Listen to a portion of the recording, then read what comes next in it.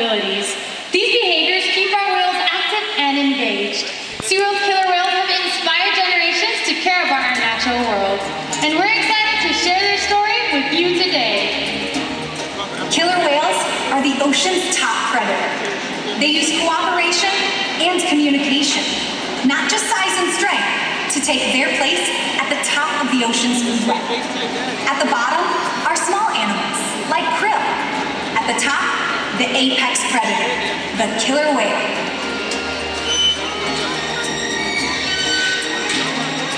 Killer whales are as big as a bus, faster than an Olympic swimmer, high flying and powerful. We're going to see all of that today and more. These and other behaviors provide an environment full of enrichment. We spend days, weeks, months, and years building relationships with our whales. This creates trust, and that allows us to do some amazing things. For example, when you visit the doctor, you present your arm to draw blood, or step on the scale to see how much you weigh. It's much the same with our whales. Throughout today's experience, you'll see the killer whales moving together in unison. These synchronized behaviors strengthen their social bonds and allow them to problem solve as a group. This is just another reason why they are known as the ocean's top predator. Their scientific name is Orca. Their common name is the killer whale. These 5 whales have their own personal names: Kyuquot, Tuar, and joining us right here is Takara, Sakari, and Kamea. Kamea is our youngest whale at only 6 years old, and her mother Takara is our oldest whale at 29 years old. Takara is also the matriarch of our pod, which means she is the leader. The whales trust us, and they play an active role in their own health and well-being. Through the use of positive reinforcement training techniques, we can teach them husbandry or healthcare behaviors. Joining us at the slideout, we have Julie, Shawn, and Laura, who are going to be demonstrating some of those behaviors. Now, one of the very first behaviors that we teach these whales is called a fluke present, where the whale presents their tail flukes to the trainer. Now, in this position, not only do we get a great view of their entire body, but we also get easy access to the shallow veins that are located on their white underside of their tail flukes.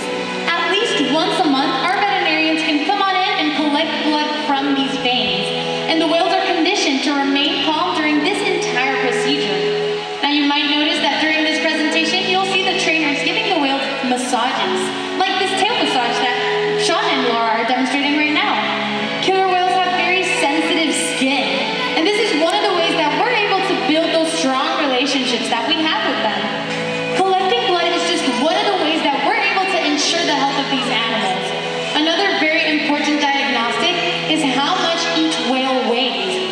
We have a killer whale size scale that is located in one of our back adjacent pools, where we can ask the whales to slide their entire bodies up and out of the water. And shortly, Takara here is going to be demonstrating that behavior. And you might notice that a portion of her body, from her dorsal fin to her tail flukes, is still inside of the water. This part of her body is called the peduncle, that contains several muscles that can weigh several hundred pounds. And in order to get an accurate weight, we simply ask the whales to lift their tails up and out of the water. And that way we find that as of Tuesday morning, Takara weighs 4,540 pounds. Now, obtaining these weights allows us to make sure that our younger whales are growing at a steady rate, and our older whales like Takara are maintaining a healthy weight. With these husbandry behaviors, we can ensure the health and husbandry and thriving of these whales. And the care isn't just physical. Mental stimulation and play are vital, and we surprise and engage with our whales at every opportunity. Play is how killer whales teach their young to hunt, and for the adults, play is important too. It seems that they just enjoy having fun. Making time for play is an important part of life for killer whales, and for us. Observational learning and mimicry play a crucial role in the development of a young killer whale. From the moment they are born, life skills by watching or playing follow the leader with their mothers or other members of their pod. Here at SeaWorld, the whales play follow the leader with us by mimicking our movements. Now, would this side of the audience like to play a quick game of follow the leader with Sakari and Kamea?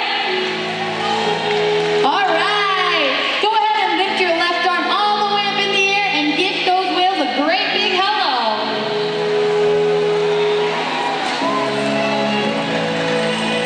Awesome job. As you can see, Sakari and Kamea are paying very close attention to you. Killer whales are very curious animals, and we often see them doing different things like spy hops or even jumping out of the water to get a better view of their surroundings or even when they play. Now, Sakari and Kamea are going to be demonstrating a jump that we call a sighting valve. So go ahead and point to them with your left hand and throw your arm over your right shoulder. Watch how Sakari and Kamea are going to dive down to the bottom of this 40-foot deep pool and propel themselves to make a great big jump in the center of the pool, everybody.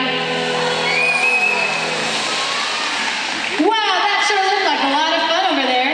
Now over on this side of the stadium, Takara is going to be demonstrating a bunch of different ways that killer whales can communicate. And we would like to enlist the help of our family volunteer to go ahead and demonstrate one of her vocalizations. Give her that first hand signal, please.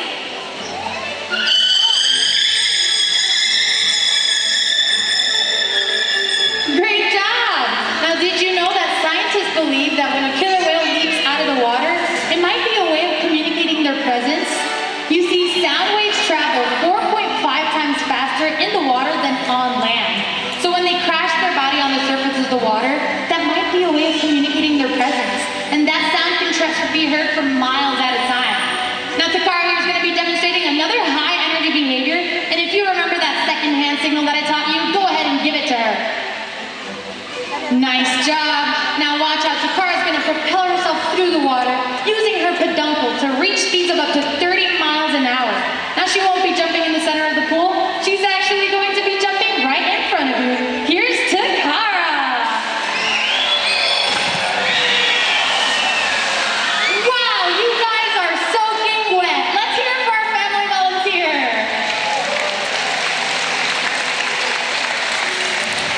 As you can see, killer whales can communicate by leaping out of the water and making a huge splash. SeaWorld's research and observation of the killer whales in our care has shed light on many of the mysteries of these amazing animals. For example, we know that the gestation period for a pregnant killer whale is 17 months. That's information that's impossible to obtain in the wild. However, some information may only be gained through field observation. SeaWorld works with our partners like the Norwegian Orca survey so that we can further our knowledge. Killer whales are remarkable, powerful animals. And perhaps the best expression of that power is when they hunt. Killer whales stand apart. They have no natural predators, and just about any other ocean animal could be their dinner. Depending on where they live and their chosen prey, they've developed some epic hunting techniques. Off the coast of South America, killer whales will beach themselves, riding in on waves just long enough to catch prey. They'll also create waves that knock animals like penguins or seals from ice floes. Most importantly, they cooperate, communicate, and coordinate as a team. Here's footage of killer whales corralling a school of herring. A whale dips in and feeds, while the other whales keep the fish together with swipes of their tail fins. In the ocean, killer whales create waves to hunt. They use fluke slams to stun their prey, and they can even beach themselves up and out of the water. For these whales, it's a fun demonstration. But for you, it's time to get wet!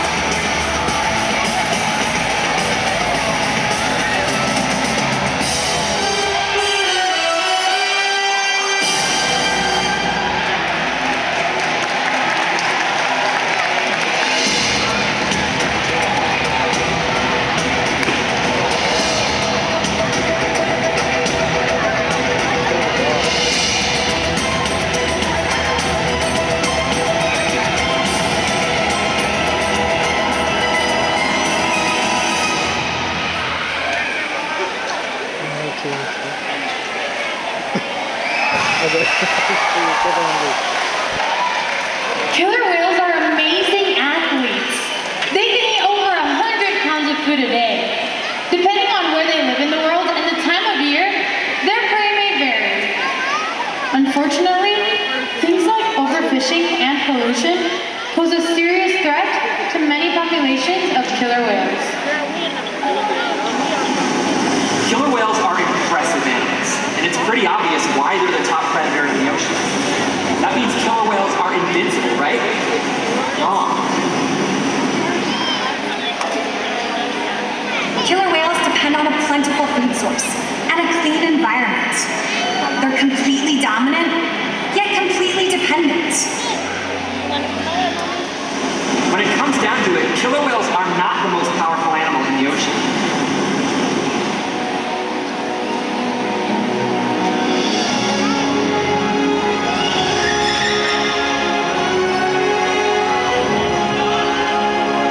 Their future depends on you.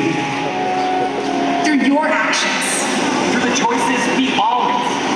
We hold the future of killer whales and the oceans in our hands. Killer whales continue to surprise and amaze us. They're the perfect ambassador for the ocean. Limitless, connected, powerful, but still vulnerable. The challenges that we face can seem insurmountable. Don't give up. Be inspired. We can make a difference. The ocean needs our help, and that seems overwhelming, but together we can make it happen. There's so much to learn. So much to protect. So much to explore. The killer whale story is still being written, and there are simple things we all can do to make a difference. All it takes is one choice. One positive act. One ripple that can grow and grow. And change the world. Together, we've got this.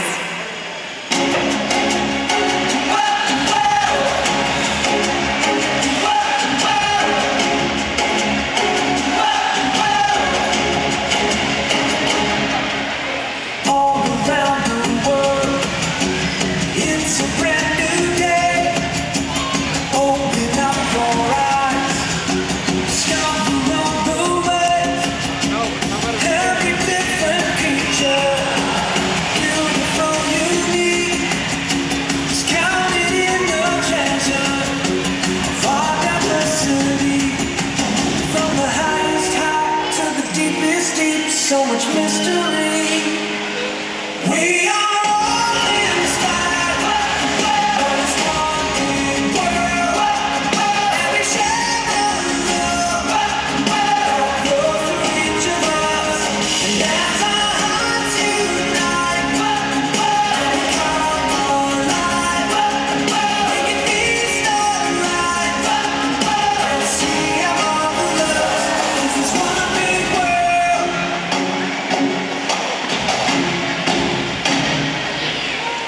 Let's all take a journey, explore the great unknown, wonder at creation. Everywhere we go, miracles surround us. Wherever we may roam, privilege unites us to call this earth our home. From the highest high to the deepest deep, so much mystery.